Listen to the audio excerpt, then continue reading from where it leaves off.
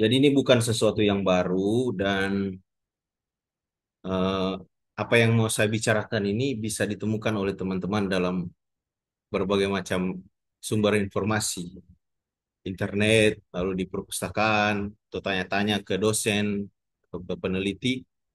Asumsi saya ini sesuatu pengetahuan yang umum lah, itu istilahnya. Common knowledge. Cuman untuk komunitas ini, saya kira penting kita untuk berbicara secara jujur gitu. Kira-kira eh,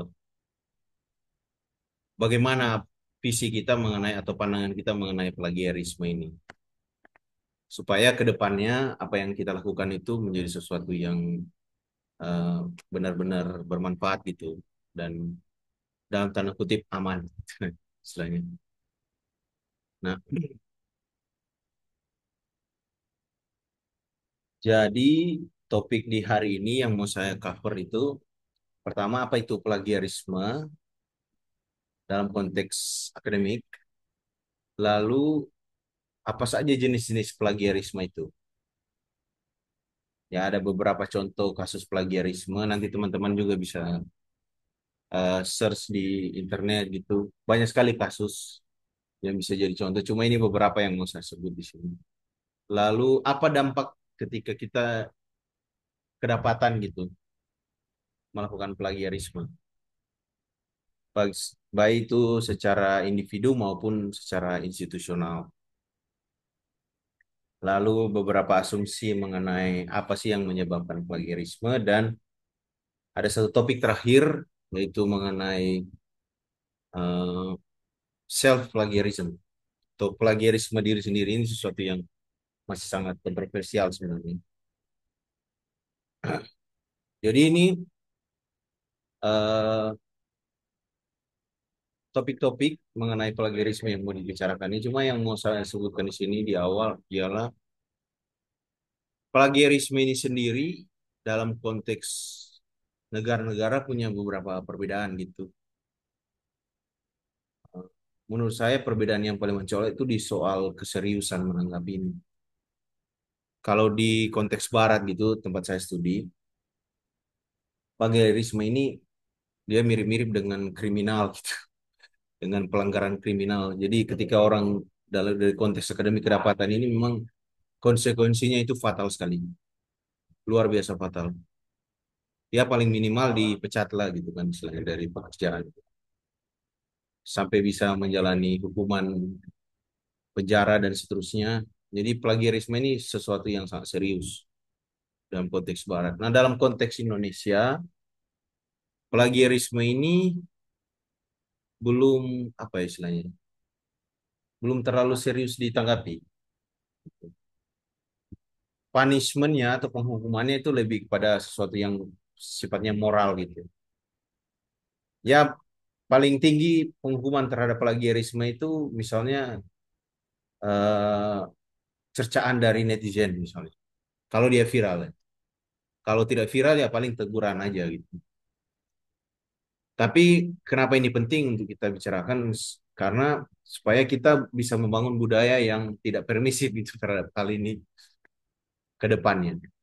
Itu kenapa kita perlu bicara tentang ini. Oke, mengenai definisi apa itu plagiarisme? Plagiarisme adalah tindakan mengambil karya, ide, atau kata-kata orang lain atau diri sendiri dalam konteks self plagiarism, tanpa memberi pengakuan atau kredit yang sesuai sehingga menganggapnya sebagai milik sendiri yang baru. Jadi semacam tindakan pencurian.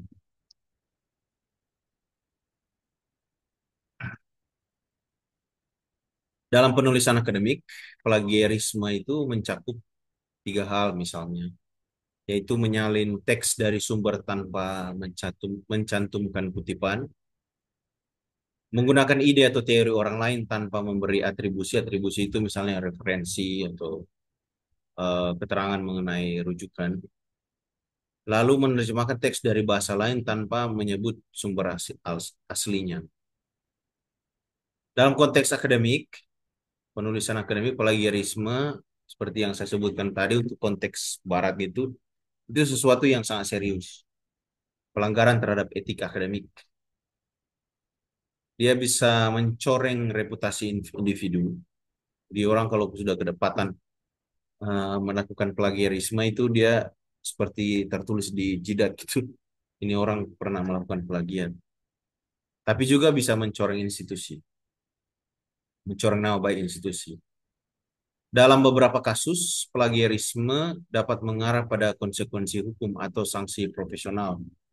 Di salah satu negara barat itu Jerman, kalau dia sudah misalnya seorang itu sudah lolos mendapatkan gelar doktor, lalu ke depannya dia misalnya ada satu orang atau siapapun pernah mendapati tulisan disertasinya itu ada plagiatnya di dalam, itu gelarnya bisa dicabut. Itu konteks Jerman. Semacam sanksi, boleh bilang sanksi hukum juga, tapi mirip-mirip sanksi profesional. Nah, jenis-jenis plagiarisme itu yang paling jelas misalnya copy paste. Jadi copy mentah-mentah tulisan orang tanpa ada penjelasan gitu. Ini diambil dari mana? Seakan-akan itu menjadi tulisan si penulis itu sendiri. Padahal itu diambil dari orang lain. Itu plagiarisme yang paling jelas. Itu semua orang udah tahu. Tapi di sisi lain ada juga yang disebut sebagai plagiarisme ide. Jadi orang mengambil ide orang lain seakan-akan itu idenya sendiri gitu. Nah, ini sesuatu yang agak sulit dideteksi karena tidak selalu terkait dengan kata-kata atau teks langsung. Ini sesuatu yang masih agak kontroversial di Indonesia karena ada ide yang boleh dibilang sesuatu yang sudah diketahui oleh semua orang gitu. Sehingga orang hanya bilang begitu aja. Seakan-akan itu milik dia. Tapi cara yang paling aman sebenarnya ketika menulis jurnal atau tulisan-tulisan akademik yang lain, usahakan sebisa mungkin kita mengutip, kita memberi referensi gitu terhadap ide sesuatu yang kita pakai. Bahkan even kalau misalnya ide itu kita dengar dari orang dan ide itu sudah diketahui banyak orang, tapi harus ada atribusinya, harus ada referensinya diambil dari mana. Minimal orang dari yang terakhir yang kita dengar, pandangan orang atau tulisan orang gitu. Nah, ini kadang lebih sulit dideteksi karena tidak selalu terkait dengan kata-kata atau teks langsung. Dia agak agak tersembunyi, tapi harus hati-hati karena eh, dalam beberapa reviewer jurnal ada reviewer yang lumayan serius membaca gitu. Kalau dosen pembimbing S3 saya bilang itu orang-orang yang dedicated reader, maksudnya para pembaca yang betul-betul berdedikasi. Itu orang-orang seperti itu sangat sensitif dengan hal seperti ini. Jadi orang begitu yang agak muda, "Oh, ini idenya orang ini kayak udah pernah dengar di mana gitu." Biasanya kalau kedapatan seperti itu dia kena blacklist. Jadi sudah tidak bisa lagi mensubmit artikel ke dalam jurnal itu kalau kedapatan. Lalu self plagiarism nanti akan saya jelaskan lebih lanjut lagi di sesi terakhir. Tapi ada juga beberapa yang lain misalnya jenis-jenis plagiarisme itu eh, ini dia pakai istilah mosaic plagiarism. Jadi kayak misalnya menyalin teks dari berbagai sumber dan menggabungkannya dengan sedikit perubahan tanpa memberikan kredit. Eh, Banyak sekali kasus ini sebenarnya terjadi. Orang kayak cuma tempel-tempelin gitu tulisan orang ditempel. Seakan-akan itu pandangan dia, padahal sebenarnya itu hanya tempel-tempelan dari berbagai macam ide orang lain gitu. Lalu plagiarisme yang terjadi karena ketidaktahuan tentang aturan pengutipan atau kesalahan teknis. Beberapa contoh kasus plagiarisme di dunia akademik. Misalnya ada yang namanya Johan Hari. Johan Hari ini eh, penulis di Inggris. Dia lumayan produktif dan sangat eh, maksudnya artikulatif gitu. Orang banyak merujuk dia di Inggris. Tapi satu waktu ada orang yang protes gitu. Ada orang yang protes karena salah satu tulisan opininya di media koran itu hanya semacam satu paragraf. Itu sebenarnya hasil interview, tapi dia menulis itu seakan-akan itu pandangan dia gitu. Oh itu heboh sekali. Dia sempat mendapatkan penghargaan apa gitu, tapi karena masalah plagiarisme ini, penghargaan itu dicabut. Waduh, kacau juga. Eh, itu kasus yang terjadi di Inggris. Kalau di Indonesia itu banyak sekali. Contoh kasus plagiarisme yang saya lumayan ikuti terakhir ini, misalnya kasus antara seorang sarjana Inggris namanya Peter Carey dan Universitas Gajah Mada. Mungkin ada teman-teman yang kuliah di UGM atau pernah mendengar tentang UGM, atau mungkin pernah mendengar tentang kasus ini, khususnya di Departemen Ilmu Sejarah. Jadi Peter Carey ini dia memprotes salah satu publikasi kelompok peneliti di Departemen Ilmu Sejarah. Kayaknya itu project departemen itu. Eh, Alasannya karena ada beberapa halaman yang memang diambil dari buku, halaman dari buku orang-orang UGM, diambil dari bukunya Peter Carey. Kalau Peter Carey ini dia open di medsos dan heboh sekali. Sampai sekarang masalahnya belum selesai karena Peter Carey berkeras dan dia memperlihatkan saat nonton videonya salah satu bahwa jadi jadi itu kalau saya perhatikan itu gaya menulis orang Indonesia. Misalnya Peter Carey protes, jadi ada beberapa halaman yang mengutip ide atau hasil penelitian dari Peter Carey, tapi mereka tuh cuma kayak misalnya di satu halaman cuma bilang menurut Peter Carey, padahal menurut Peter Carey itu bukan cuma hanya satu halaman, tapi ada sekitar 5 halaman menurut dia yang memang diambil langsung dari bukunya Peter Carey ini. Dan dia memang dia open langsung, lalu kepala departemen itu Pak Sri Margono itu, lalu dia langsung komunikasi. Sri Margono ini lulusan Belanda, dia komunikasi dengan dosen bimbingnya di Belanda gitu. Jadi masalah jadi sangat ribet. Nah, si Peter Carey ini dia sudah menerbitkan buku judulnya Kuasa Ramalan itu. Jadi dari buku Kuasa Ramalan ini yang diplagiat dan Peter Carey dia bawa sampai ke Kompas Gramedia, penerbit Kompas Gramedia. Lalu editor dari Kompas Gramedia itu periksa lagi bukunya para peneliti di UGM dan bukunya Peter Carey dan memang benar bahwa terjadi plagiarisme di sana. Hanya itu karena tidak mampu mengutip secara baik. Nah, ini persoalan yang kayaknya kalau mau diseriusi banyak terjadi di Indonesia. Itu lalu,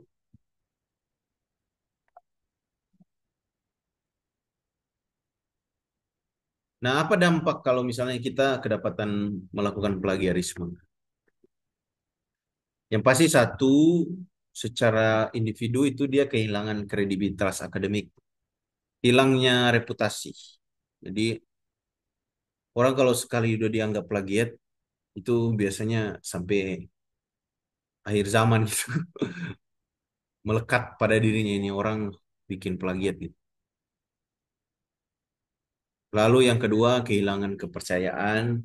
Jadi pelaku plagiarisme cenderung misalnya hilang kepercayaan dari kolega, mentor, dan komunitas akademik secara keseluruhan. Ini kalau ditanggapi secara serius ya. Lalu tentu saja karir terancam. Plagiarisme bisa mempengaruhi peluang kerja.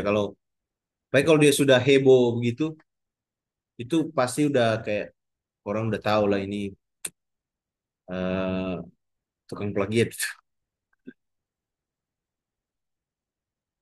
Ada juga implikasi hukum dan etika, misalnya pelanggaran hak cipta. Pelanggaran hak cipta itu bisa misalnya apa ya? eh, pelanggaran pelanggaran hak cipta itu ya kayak dianggap pencuri dan bisa mendapatkan apa namanya tuntutan ganti rugi yang lumayan besar sebenarnya. Lalu sanksi etika, misalnya banyak institusi akademik memiliki kebijakan toleransi zero tolerance terhadap plagiarisme. Ya, misalnya bisa dicabut gelar akademik contoh di Jerman tadi itu, lalu dikeluarkan dari universitas, lalu beberapa kayak misalnya dimasuk blacklist dalam jurnal tertentu. Nah, dampak bagi institusi pertama-tama terutama yaitu reputasinya rusak. Jadi kalau kayak misalnya di UGM ini lumayan berpengaruh karena buku yang bermasalah itu buku hasil penelitian bersama, dan itu orang-orang bukan orang-orang sembarangan gitu di situ yang ada menulis itu. Jadi kayak semacam kecolongan juga sebenarnya UGM.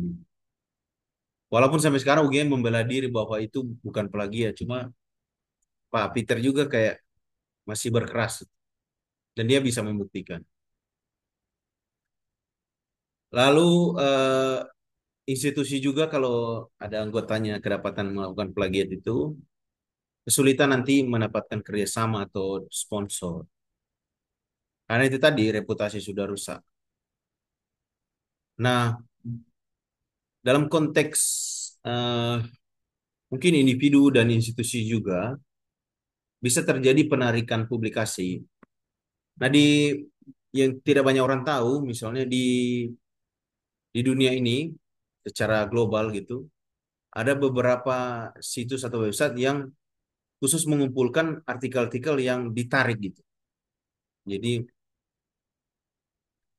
ditarik misalnya karena kasus plagiat. Jadi kalau dia sudah sempat publish, tapi ada orang yang gugat gitu. Ada orang yang gugat entah dari mana dia gugat dan bisa membuktikan bahwa ada plagiarisme di situ misalnya. Eh, saya lihat di medsos, misalnya di Facebook, ada beberapa sempat terjadi itu. Misalnya ada, kalau nggak salah itu peneliti tentang budaya Batak itu, orang bule. Dia sempat protes juga ada beberapa jurnal, artikel jurnal yang ditemukan ini kok nyuri-nyuri ide saya, tapi saya nggak dikutip gitu. Maksudnya bicara tentang ide yang udah pernah saya tulis gitu, misalnya dia bilang. Jadi ada dan memang beberapa jurnal dia menarik itu, menarik artikel yang sudah yang dipermasalahkan. Itu karena kedapatan melakukan plagiarisme. Jadi memang kan biasanya kadang reviewer itu nggak ngerti atau reviewer itu mungkin dia lagi capek gitu kan. Sekadar informasi gitu kan orang jadi reviewer itu tidak dibayar. Orang kalau mau publish jurnal bahkan dia di Q1 di ranking-ranking tinggi tulisan itu dia harus bayar beberapa untuk open access supaya artikelnya bisa dibaca banyak orang tapi reviewernya nggak dibayar gitu. Saya pernah mereview tapi ya gitulah tidak dibayar. Jadi kadang reviewer itu mungkin dia hanya sekedar baca atau bagaimana tidak terlalu serius sehingga kelewatan. Nah, ada orang yang ketika sudah publish ada orang yang protes secara langsung. Biasanya itu orang yang jadi korban plagiarisme. Jadi idenya itu dikutip eh, lalu tidak disebutkan referensi sehingga dia protes. Itu nah pernah juga eh, beberapa waktu lalu kayak dua tiga bulan lalu ada orang peneliti tentang jalur rempah gitu. Jalur rempah itu kayaknya orang-orang bidang sejarah budaya gitu. Dia ikut konferensi, lalu orang yang presentasi itu memplagiat tulisan dia gitu. Kedapatan langsung. Lalu dia posting di Facebook ini tulisan saya, artikel saya. Persoalannya dia hampir semua dia kutip, ada sekitar 75% presentasi orang orang yang presentasi di konferensi itu dia mengambil dari data korban ini. Lalu dia yang nonton langsung gitu. Setelah ditanya-tanya dia kayak sembunyi-sembunyi. Terus dia buktikan ternyata memang plagiat. Itu eh, memang kecolongan banget sih itu waktu itu. Bayangkan kita memplagiat tulisan orang lalu si penulis tulisan yang kita plagiat itu hadir gitu mendengar kita bicara. Itu kecolongan banget. Jadi itu dampak plagiarisme. Lalu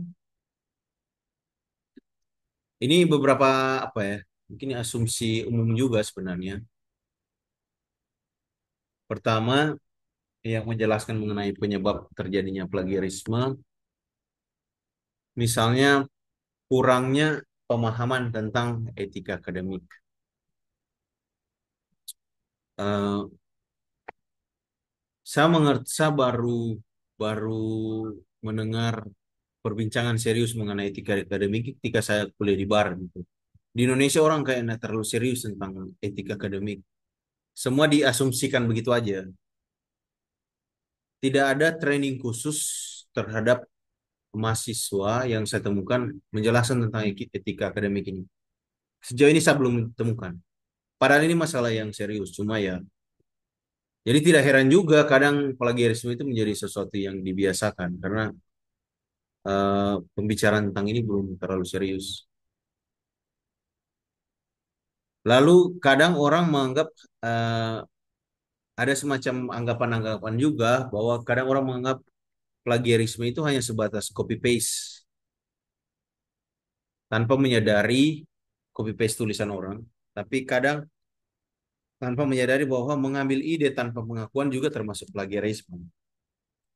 Lalu di beberapa konteks juga kadang plagiarisme itu tidak terlalu dianggap serius.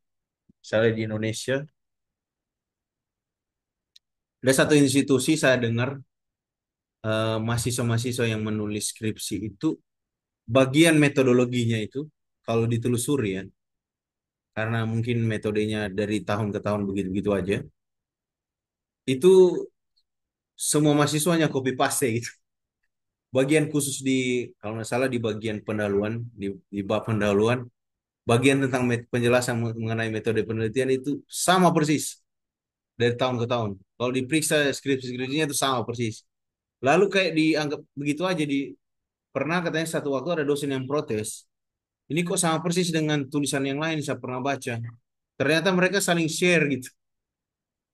Saling share bagian metodologi penelitian itu dan itu sama persis dari banyak skripsi. Jadi kayak eh, itu problem sih, dua problem. Pertama, problem etika akademik, kedua problem keilmuan gitu. Berarti ilmunya gitu-gitu aja dari dulu.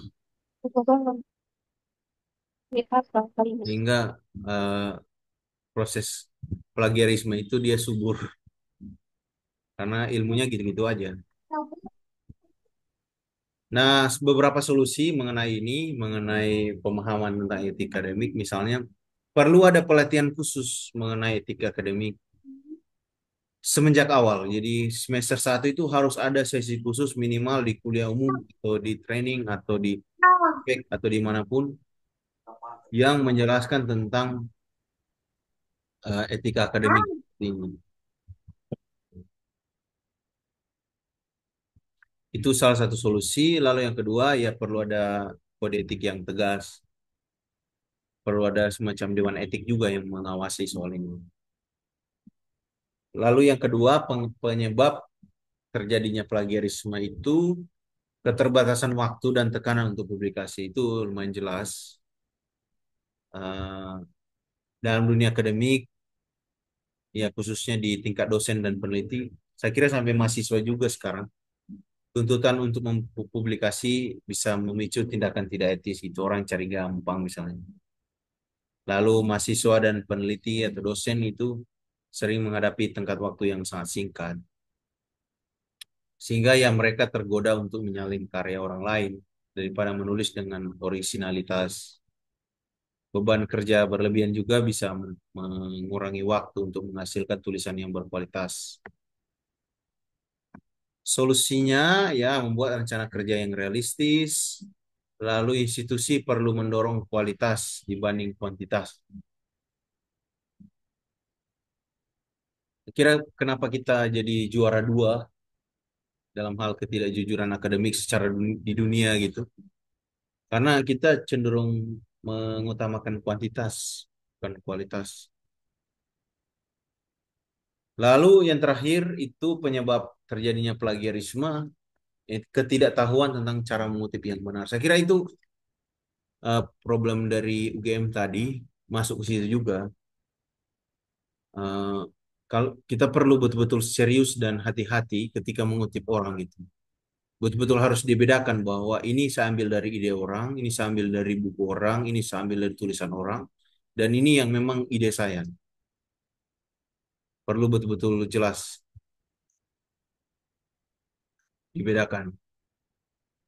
Sitasi, teknik-teknik sitasi perlu dipelajari, lalu eh, misalnya sesederhana ketika mengutip, jangan lupa pakai, kalau dia kutipan langsung, pakai tanda kutip misalnya. Itu dibedakan menjorok ke dalam atau gimana. Perlu ada pembedaan mana yang kutipan langsung, mana kutipan tidak langsung. Lalu keterbatasan mengenai keterbatasan pengetahuan juga bisa berpengaruh, pengetahuan soal hak cipta, soal sumber terbuka dan seterusnya.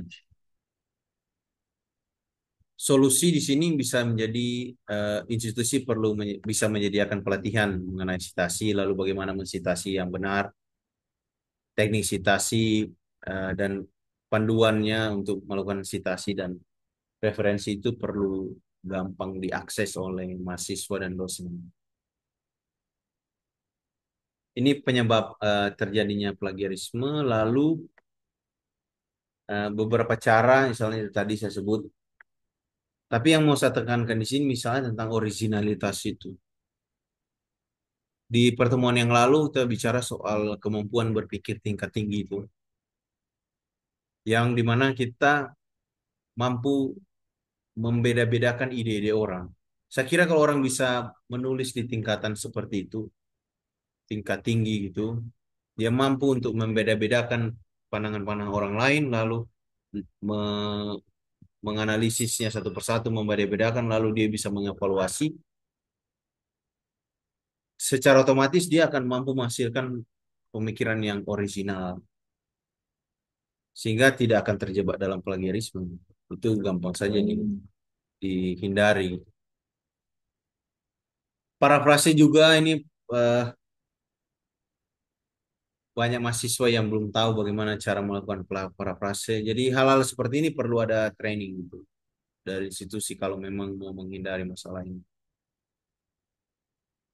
Jadi ini plagiarisme ketika kita bicara mengenai pencurian terhadap ide atau tulisan atau karya orang lain. Kita masuk ke mungkin konsep lain mengenai plagiarisme, yaitu self plagiarism, semacam plagiarisme diri sendiri itu istilahnya. Kalau ini self plagiarism itu bahasa Inggris, bahasa Indonesianya plagiarisme diri sendiri. Jadi self plagiarism itu adalah tindakan mendaur ulang atau menggunakan kembali karya atau tulisan sendiri yang telah dipublikasikan sebelumnya tanpa memberi rujukan yang sesuai atau tanpa izin dari pihak terkait, misalnya penerbit atau editor jurnal.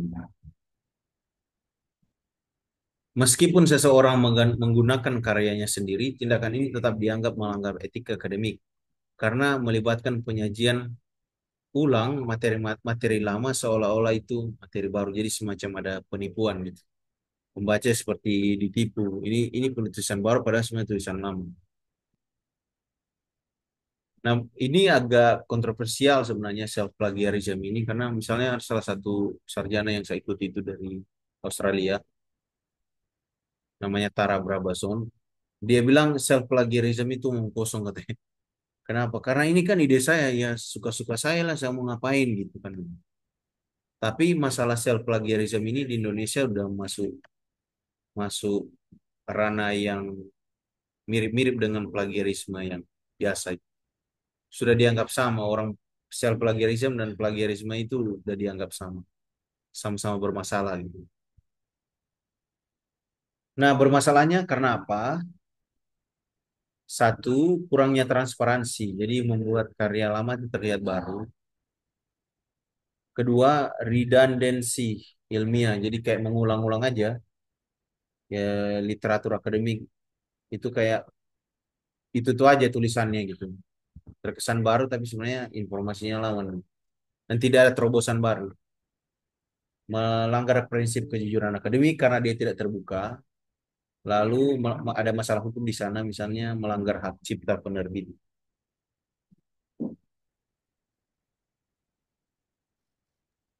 Eh, Contoh kasus plagiarisme itu misalnya menyerahkan esai yang sama untuk dua tugas yang berbeda, publikasi ganda di jurnal tanpa penyesuaian, Nah, soal publikasi ganda ini eh, kadang secara tidak disengaja ya.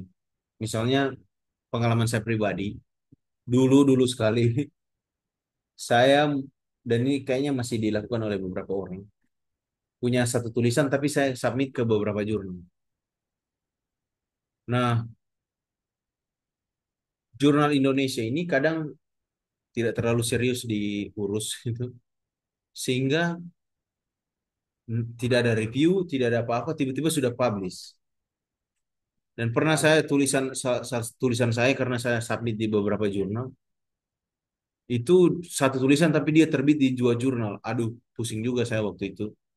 Akhirnya saya pilih jurnal yang paling terakhir yang menerbitkan itu, lalu saya, dan memang tidak ada review, tidak ada komentar apa, tiba-tiba sudah muncul di website mereka, website jurnal itu. Saya bilang tolong ditarik gitu, karena saya udah publish duluan tulisan itu di tempat lain, di jurnal yang lain. Akhirnya mereka bilang ya, ya akan ditarik. Saya tidak tahu apakah betul ditarik atau tidak. Yang penting saya masih punya bukti emailnya bahwa ini saya sudah minta tarik gitu dari publikasi jurnal itu. Nah, itu jadi pelajaran bagi saya pribadi sih, kalau bisa. Dan memang di beberapa jurnal, apalagi yang sudah high level gitu, tingkatan tinggi itu ada salah satu persyaratan di awal bahwa jurnal ini tidak boleh disubmit atau dikirim ke jurnal yang lain. Artikel yang mau disubmit ke jurnal itu atau mau dikirim ke jurnal itu tidak bisa dikirim ke jurnal lain. Itu kalau jurnal-jurnal yang sudah um, tingkat tinggi. Tapi di Indonesia belum ada syarat seperti itu. Sehingga perlu hati-hati. Jadi saran saya ke depannya kalau mau submit jurnal, mending satu persatu gitu. Ketika submit ke satu jurnal, kirim ke satu jurnal, tunggu hasilnya. Misalnya kalau dia ditolak, baru dikirim ke jurnal yang lain. Jangan seperti saya dulu gitu. Itu kesalahan naif sarjana-sarjana muda. Lalu eh, kasus yang terakhir itu misalnya tentang mendaur ulang data atau teks tanpa referensi. Mendaur ulang data ini agak bermasalah juga karena itu apalagi orang-orang yang cenderung melakukan penelitian lapangan. Eh, Seakan-akan itu data yang baru, tapi sebenarnya hanya data yang lama yang diulang-ulang terus, terus, terus menerus diinterpretasi. Orang pikir itu data terbaru, tapi padahal sebenarnya data lama. Itu self plagiarism, contoh kasusnya. Nah, ini perbedaannya secara antara self plagiarism dan plagiarisme yang biasa. Jadi kalau plagiarisme biasa itu karya yang dicuri itu karya atau ide milik orang lain. Tapi kalau di self plagiarism itu seperti mencuri karya atau ide milik sendiri itu. Ini agak kontroversial gitu kan. Itu kan karya saya, masa mencuri karya sendiri. Cuma yang dipersoalkan itu eh, semacam ketidakjujuran bahwa ini karya lama, terkesan seperti karya baru. Lalu konteksnya, kalau di plagiarisme biasa itu tidak mencantumkan sumber, sementara kalau di self plagiarism itu tidak mencantumkan atau memberi kredit pada karya sendiri sebelumnya. Tadi ada kayak semacam ditipu gitu. Seakan-akan itu karya lama tapi sebenarnya, misalkan itu karya baru tapi karya lama sebenarnya. Dampaknya ya plagiarisme biasa itu pencurian intelektual. Lalu kalau self plagiarism itu kebingungan tentang kontribusinya gitu. Jadi seperti ada kontribusi baru, tapi sebenarnya ini tulisan lama, kira atau ide yang lama. Itu, nah cara menghindari plagiarism atau self plagiarism itu tentu saja pertama adalah merujuk karya sendiri. Jadi kalau kita mengutip atau bicara tentang ide yang lama, harus ada referensinya. Periksa kebijakan penerbit, jadi pahami soal hak cipta dan seterusnya itu. Lalu, kalaupun misalnya kita mau menulis ulang ide yang lama, usahakan ide yang kita tulis itu pakai kata-kata yang baru atau bahasa yang berbeda. Tentu disertai dengan referensinya bahwa ide ini sudah pernah saya sebutkan dulu atau dengan konteks yang berbeda. Sekarang saya bahasakan lagi dalam konteks yang berbeda misalnya. Nah, solusi yang paling gampang ialah ya penelitian baru gitu. Jadi kita betul-betul bicara tentang topik yang baru ataupun misalnya sesuatu yang baru itu misalnya kita bisa bicara sesuatu perkembangan dari ide yang lama tapi kita jelaskan itu secara clear gitu. Ini ide baru yang saya tulis sekarang, ide lama saya tulis di misalnya di artikel yang lain gitu atau di buku yang lain. Kalau misalnya mau lalu solusi yang lain menghindari self plagiarism itu kalau mau penggunaan ulang mengenai saya tulisan lama penggunaan ulang. Saya pernah begitu tahun 2017 saya menerbitkan buku isinya mengenai eh, apa namanya? Isinya kumpulan artikel gitu. Nah, itu saya sebutkan semua secara jelas di sana dan memang penggunaannya jelas gitu.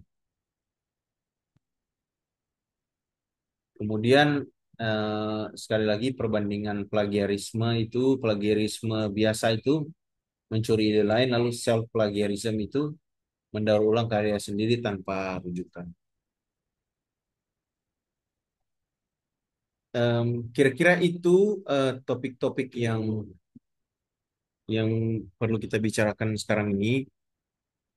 Mungkin agak buram ya di awal tahun ini, cuman saya kira ini penting menjadi pengingat atau reminder. Walaupun sebenarnya saya bilang tadi ini sesuatu yang eh, bukan sesuatu yang baru sebenarnya. Ini hanya mengulang apa yang sudah diketahui banyak orang. Itu aja dari saya sekarang. Silakan dikembalikan kepada Hana.